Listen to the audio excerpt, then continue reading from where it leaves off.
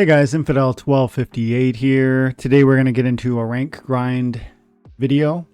I'm going to compete in Diamond, fighting my way into D1, possibly onto Champion this season. I've done Champion last 2-3 seasons in Modern, and that goes quite well. Like halfway through the season, I'm fighting in the Champion 2 range. But I'm interested to maybe test the waters of Modern and see what I can do in Diamond and Leaderboard. I don't know that I can compete. Those are some heavy hitters. Those guys know what they're doing, but it's kind of fun to try, so I might. So let's see what we do. Let's see what happens today. If you're new to my channel, my name is Dwayne Cunningham. I go by Infidel1258, but you can just call me 12. Leave comments on any of the videos that I drop, and if you do, I will usually read them, and when I do, if I can turn it into a video, I will. And if I do that, I'd love to say thank you, so leave your IGN. Okay. I'm finding I'm getting a lot of value out of the Possibilis. There we go. Out of Possibilis, as well as my go-tos lately have definitely been Shield Paw, Possibilis, and Astral Entity. And Immortalis. Now, I get a lot of play too. Like, it's more niche, but I'm getting a lot of niche play out of the Soulbounds that allow the Gladiator. It depends on the scenario and the setup. Like in this context, it actually might really make sense. Melee only. I could drop. And I like when I have the Dragon Soulbound Summoner Helios Matriarch, because one of my best monsters is definitely the. Is it Katrelba? Yes, Katrelba Gobson, which we recently learned because she's a Gobson. She's part of that crime syndicate. Remember, they told us that the Gobsons are like a crime syndicate, and then we definitely want to bring Vruz, and we get a double sneak, I guess a triple sneak, because Katrelba does 2 attacks.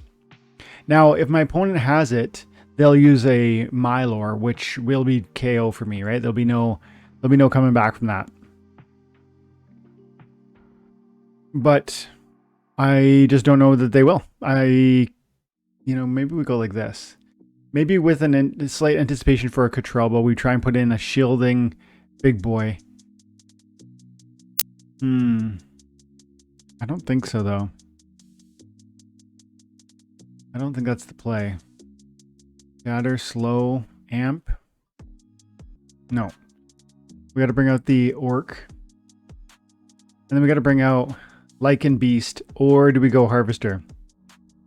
Harvester has 1 more hit point with the Oppress. I feel my opponent is quite likely to do a non-attacking primary. Let's go the Oppress.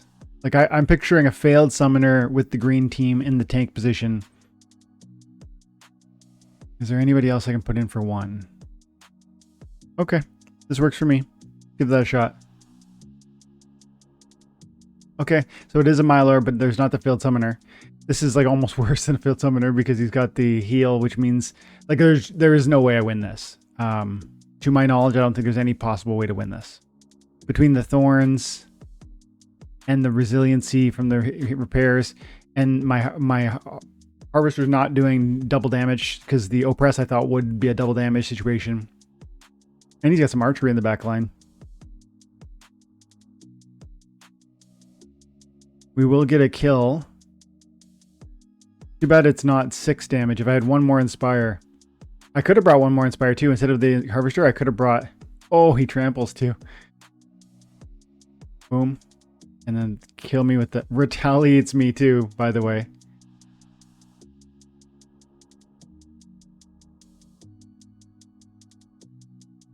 And the Amp is so key, the Venator with the Mylor.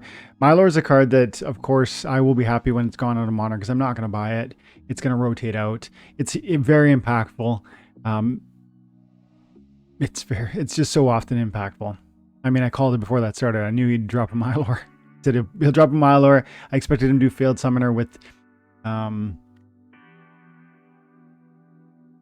it was melee only. But still, Mylor was right. Lost legendaries, weak magic, evens. Okay. So armor's huge. Like in this context, armor is very, very important. But then knowing that, shatter becomes really important. So then we have to go Immortalis. So like one part of like because of this weak magic rule set, it's as if every summoner already has the void armor. And so it makes a lot of sense to bring monsters that have huge amounts of armor. With that, knowing that, it makes sense to bring in Immortalis for the Shatter. Or if you don't have Immortalis, to bring Shatter.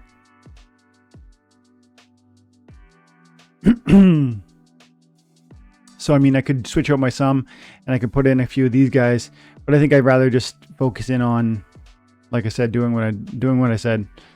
I find Immortalis just leans so well into the Metallic Infantry.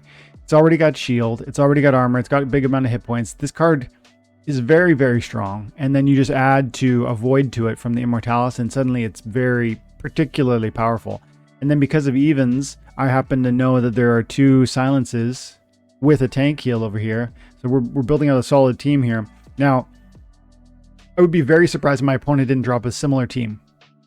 Of all these options with this mana cap, I think this makes the most sense. This is going to end up being like some mirror match. So one of the ways I might imagine breaking the mirror would be having more monsters on the table that do damage. Like I could go get in some of these 2 bombs. This is a really key one because the scatter shot can drop a poison. Poisons are super valuable from a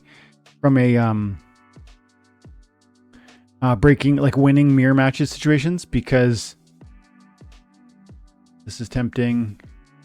Because the poison can, like, 50% chance to proc, and then I'm gonna murder his allies that much faster. Bringing the armor could be helpful. Yeah, it's either I gotta decide right now, or the silence. Armor. Yeah, armor. I feel sneak attack is unlikely for my opponent. He's got the op. Oh, he's got the Coral Wraith over here. That's annoying. This is definitely not the play I would have thought. Look at the speed. 1, 2, 3 speeds. I'm gonna miss, but my magic will do damage, and it'll take him a while to kill me, especially since this Metallic Infantry will not likely hit him, which means the Demon Trick will not retaliate, which gives me longer to live. Plus, I've got 2 heals. He's got the opportunity over here, which is going to focus fire, unfortunately, on this guy. But that's actually maybe beneficial. This is going to be really critical, so we'll see what happens. I'd love to drop a poison right there. Let's find out what happens. My archery units are quick, so they have a strong chance of landing their shots. His magic is going to do nothing at all. Oh, his magic is doing nothing at all because of the double silence. Yes. Double silence. Oh, but the op is just going to... So let's drop a poison bomb right on this. Oh, I asked for it and I got it, but it would have been better to drop the poison on the deep lurker. That's okay. That's okay. We're doing okay. We're doing okay. That's a huge poison too, man. Wow, this is like actually the wild fight. The poisons I just dropped on round 1 and 2, I got 2 poison kills. Now, that's a 3rd poison on the 3rd round. Like I said, poison is so critical in, well, just frankly in every match. That's one of the reasons why I actually really think, what's his name? The Death Summoner, Waka, has its place, man. Poison is a 50% chance to take 2 damage away from every one of their opponents. And I know you can't hit everybody on, round 1, but man, that's a huge amount of damage. I mean, even if you don't hit their heart, if they have huge armor, you still theoretically have that chance to poison them. And poison is one of those ways that you turn, especially a long match, into your win. Because when it's that longer battle, if it's a 1 battle, they explode or you explode with, really low hit points, then it's going to come down to speed. It's going to come down to accuracy. It's going to come down to damage output on turn, immediate damage input. But sustainability is a factor for the game. Like how much resiliency, how much heals, how much triage, how much repair do you have? And when you get into those longer, 3 to 10 round matches, the question then starts becoming like, well, how are you winning that battle of attrition? Sometimes it's that you brought shatter. Sometimes it's brought poison. Other times it's affliction. There's so many levels to this. Okay, I gotta go. I gotta finish this battle. Melee. On the melee mayhem, I'm really enjoying True Strike from the life team, but I can't pick that with Lost Legendaries. Speed would be very valuable here. I feel a sneeze coming on. I'm trying not to let it go. Okay. So let's focus on speed.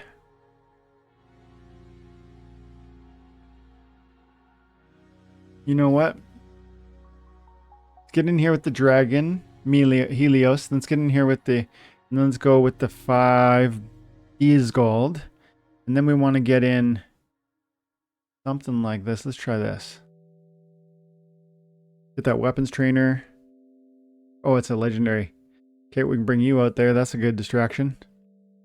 We'll go boom. And then...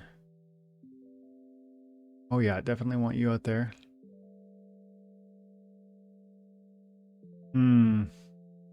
Blind wouldn't hurt at all, would it? Repair would be nice though too. And I need some triages. This is key. Now I need... This is probably pretty valuable. Yeesh. This is tough. This is a tough call. Let's go like this. That's going to be too slow. I got to bring you. And then the Vruz, as much as I want the Vruz, I probably got to nix it. Bring another repair. I didn't bring any triages at all. Yeah, I got to nix the Swamp Cutter and bring out... Oh, it doesn't have the silence. Okay, that's okay. It doesn't have the silence because my Helios Matriarch is a level 7. Was that the right play? No. They're going to rip through. Because of melee from any position, all of them can attack. They're going to eat my Wave Brood for lunch. Now, retaliates could be really helpful to me. Let's see what happens. No, I'm... Big miss. Big repair. No, we're done. I'd love to see another retaliate. These misses are crazy. And I... Wow. No, I mean, it's over. Yeah, look at the damage on here. 6 is double 6, 8, 6, 6, 4. There.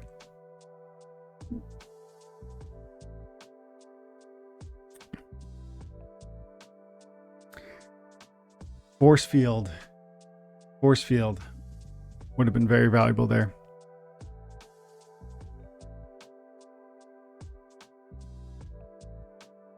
And the possibilities with the trample too. So the extra damage. Trample is really underrated. Because even from the perspective of like outside of the rule set that is when you can keep trampling. When you're able to land a trample, you're double damaging. Like you're not only that, but you're spreading damage away from sometimes the most resilient person on your opponent's team into some of the backline that's usually weaker. What do I mean? Usually your opponent's team is built so that the tank is going to grab your attention. There might be a taunt. They might be in the first position. Whatever the case may be, they're positioned so that they will be able to resist you. But then when you kill them, you trample through them and you double your damage effectively on the people that are less capable of handling it. Light, evens, no magic. Light.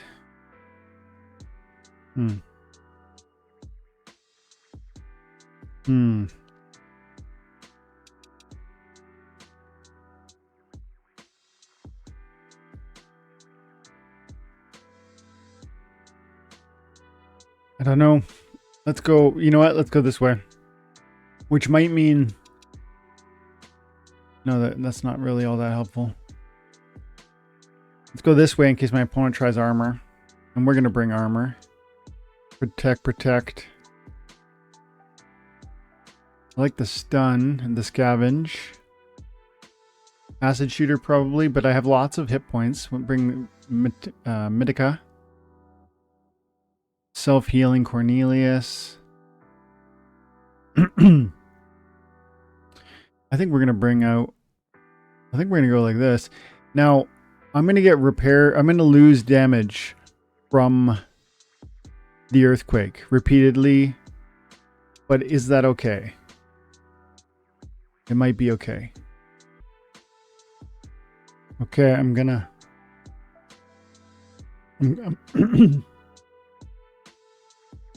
I got tons of damage, tons of frontline meat shield, and I like what I'm seeing. He's archery damaged. Let's see what happens. He's got a lot of damage over here too. He's got the armor over here. He's got the inspire. The inspire is irrelevant. No, almost irrelevant. I don't know.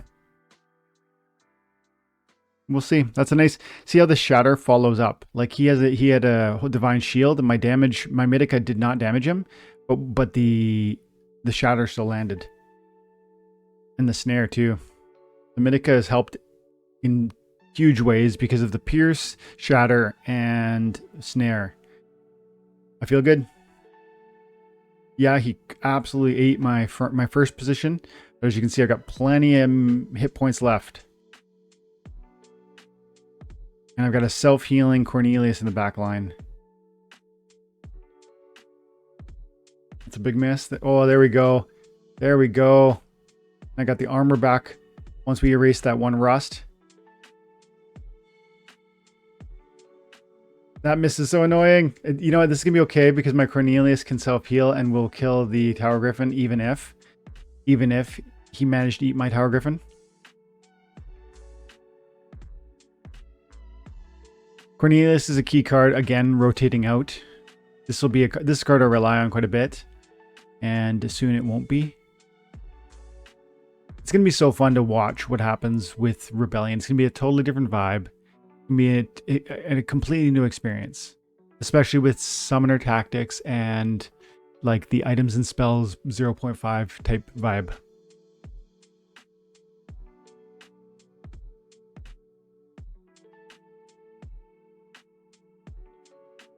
I'll play, let's play 2 more. And if you're listening and you're still watching the video and you haven't already, drop a like, drop a comment. Let me know what's going on, what you're thinking about these battles, how you're doing today. Appreciate you guys.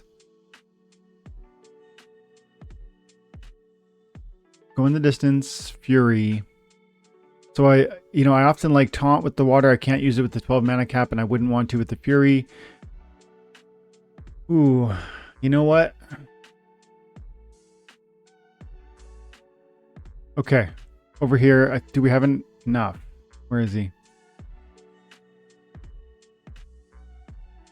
What's going on here? Oh, he's in Epic or something? I'm looking for Last Stand. And I do not have one on the white at this juncture. Do not on there. Okay. But I need one more. Let's see. Quickly. You know what? We got a minute. We're going to peak monsters. I think the 2... Oh. I love how the word peak has a dictionary definition on Google, as if someone needs to look up peak. I guess some people maybe do. Let's see. Summoners. Modern Summoners Max. No. I didn't think so. The 2-man... We need some more 2-mana modern summoners then. Because the oldies are circulated out. Okay. With that known...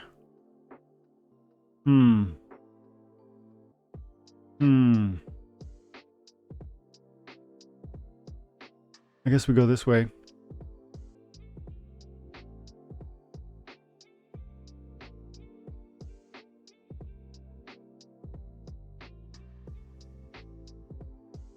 I don't like this very much. Yeah. This will be slow, so maybe he misses. I'd like to see some misses. The armor is going to be helpful, but is it enough?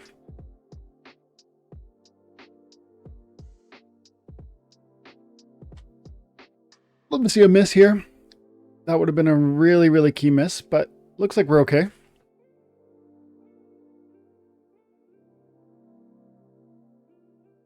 Nice.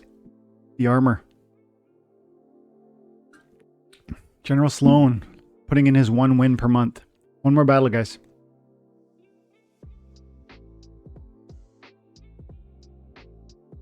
Everybody's got sneak. Gladiators allowed. Armors have optimized. Okay. Okay.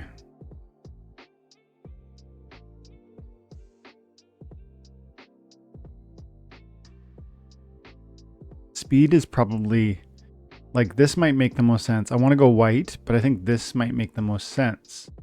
And then we try and get in here and we drop the Jared Scar. Then we need to build out this team in a meaningful way.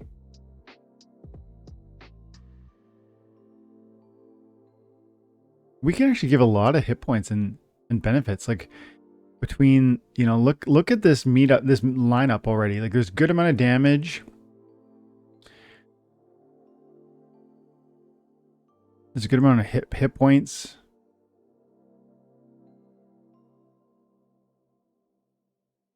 Let's see. Who do I got? Oh yeah, I just got my Titania blade upgraded to level 3. As you can see, that it's an Inspire. What a great card now. Not quite enough mana. Tempting though. Very tempting.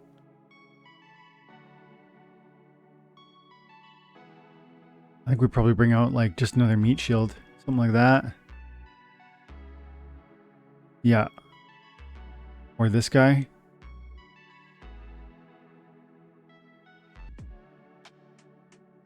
Why don't we do...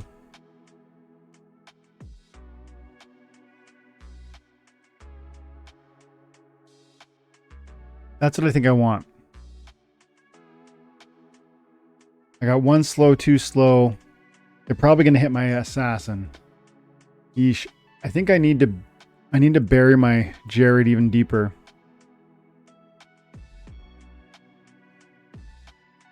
You know what? We're going to nix the Sola, and we're going to bring out the decent sized tank with the blind.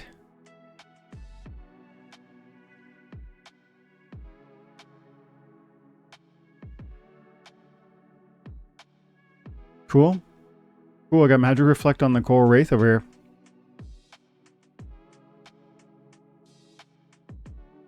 I think we got this. What do you think?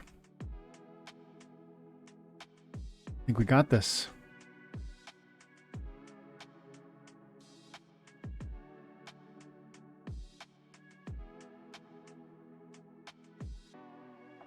Yep, Jared Scarsh is getting started.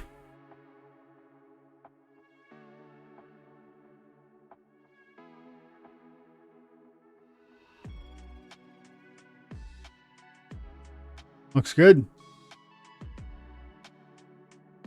Speed was helpful. I could have gone +1 hit point with the white summoner, but the speed has helped increasing the miss opportunity. He's missed 3 times, I think. They missed him once, I think.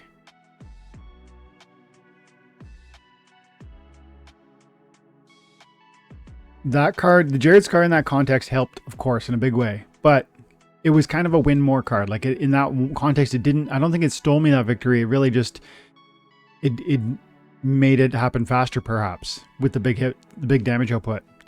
But one thing that really did seemingly, I think, really contribute is this Vol'gin for 2 mana and the Enrage into 3 damage, because it's 3 damage normal, but they nerfed me once. And then the Scavenge, suddenly it had 8 hit points at the end of the game. There are cards in this game that are useful in so many different contexts. A 2 mana meat shield that has a good amount of damage, and there are 3 different rule sets where melee can happen from any position. Like, that card is so powerful. Plus there's the rule set where your cards get equalizer hit points. So I would say there's 4 rule sets, and maybe another one is where it's only melee cards. Suddenly that's 5 different rule sets where I'm really strongly considering the Vol'gin in some context.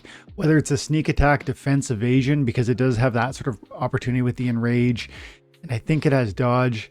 Might be wrong about that, but you know what I mean? It's like, it starts to get to a place where these cards have, certain cards have, you know, just an amazing amount of utility. And sometimes you get surprised by what it's capable of.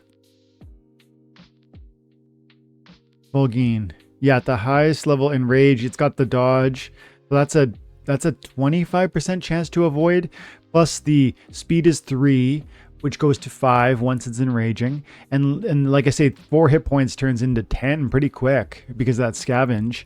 So it's a very strong card, an exceptionally strong card for 2 mana. And it was more, I would say it was pivotal. That card and the non-attacking main tank or off tank I used.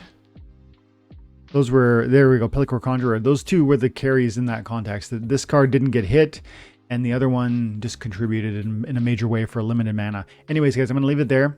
Thank you so much for your time and attention. I hope you're having an awesome day. God bless you. Bye.